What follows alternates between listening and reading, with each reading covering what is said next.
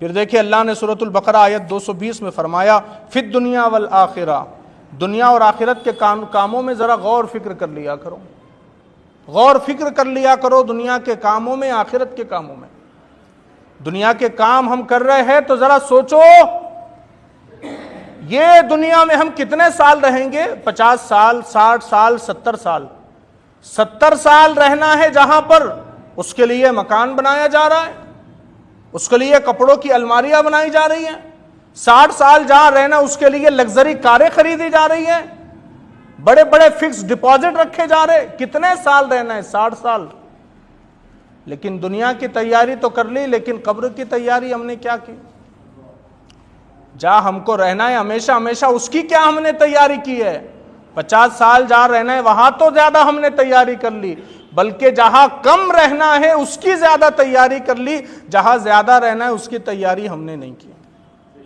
تو اللہ نے فرمایا فی الدنیا والآخرہ، دنیا اور آخرت کے کاموں میں ذرا غور فکر کر لیا کرو۔ پھر کہا وَيَسْأَلُونَكَ عَنِ الْيَتَامَى، اور تم سے یتیموں کا مسئلہ پوچھتے ہیں۔ صحابہ نے یتیموں کا مسئلہ پوچھا۔ پہلے دراصل سورہ مائدہ میں حکم ہے کہ پہلے ایسے ہوتا تھا کہ اگر کسی کا باپ انتقال کر جائے نا تو کوئی بچہ یتیم ہو گیا اور اس کے باپ نے اگر کچھ مال چھوڑا ہوا ہے تو کیا کرتا تھا؟ چچا ہو، تایا ہو، ماموں ہو، خالو ہو، رشتہ دار قریب کا، وہ یتیم ہے، اس کے باپ نے بڑی دولت چھوڑی ہے تو اس کو اپنی کفالت میں لے لیتا تھا تاکہ اس کی دولت پر بھی میرا قبضہ ہو جائے۔ اور اب ہوتا یہ تھا ساری بوٹیاں وہ کھا لیتا تھا، ہڈیاں اس یتیم کو دے دیتا تھا۔ دنیا کو دکھانے کے لیے تو بتا رہا ہے کہ میں اس کی کفالت کر رہا ہوں، لیکن دراصل اس کی دولت پہ نظر ہے۔ تو اللہ نے کہہ دیا کہ اگر کسی نے یتیم کا مال کھایا تو حضور فرماتے اگر کسی نے یتیم کا مال کھایا تو اس کا مطلب اس نے اپنے پیٹ میں جہنم کی آگ کو بھرا۔ تو جب یہ سخت احکام آئے نا یتیموں کے بارے میں تو پھر کیا کیا گیا؟ پھر مسلمانوں نے یتیموں کا مال الگ کر دیا، اپنا مال الگ کر دیا، یتیموں کا کھانا بنانا الگ کر دیا، اپنا کھانا الگ بنانے لگ گئے۔ لیکن اب اس کا نقصان یہ ہونے لگا کہ جہاں یتیموں کا کھانا الگ بن رہا تھا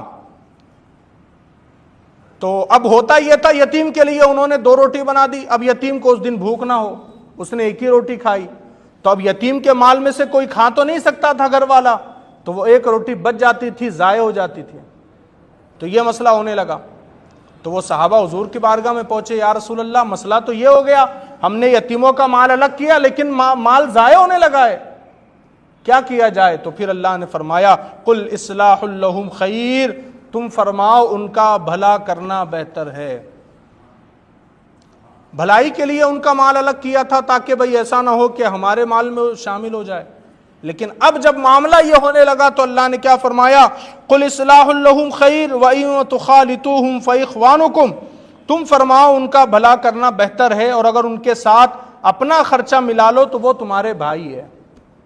یعنی کہ پہلے الگ الگ خرچہ تھا دونوں کا، الگ الگ کھانا بنتا تھا یتیم کا بھی اور گھر والوں کا بھی، تو اب اللہ نے حکم دے دیا کہ اگر اچھی نیت ہے تمہاری تو ملا کر کے تم اپنا کھانا بنا لو تاکہ کھانا ضائع نہ ہو جائے۔ لیکن کیا کہا؟ واللہ یعلم المفسد من المصلح،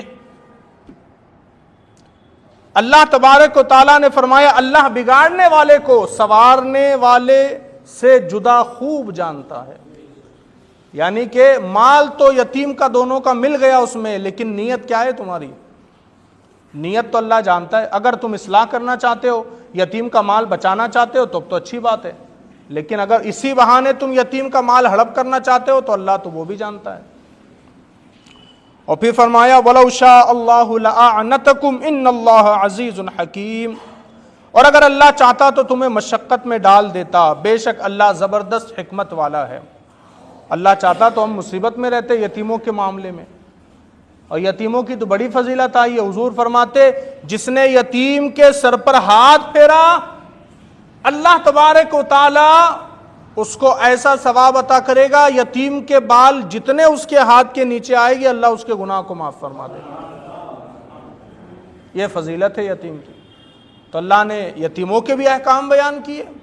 ایسا مذہب کہیں ملے گا دنیا میں آپ کو جس نے یتیموں کا بھی بتایا ہو، بیواؤں کا بھی بتایا ہو؟ اور اللہ نے تو فرما دیا کہ یتیموں کا جو مال کھائے گا وہ اپنے پیٹ میں جہنم کو بھرے گا۔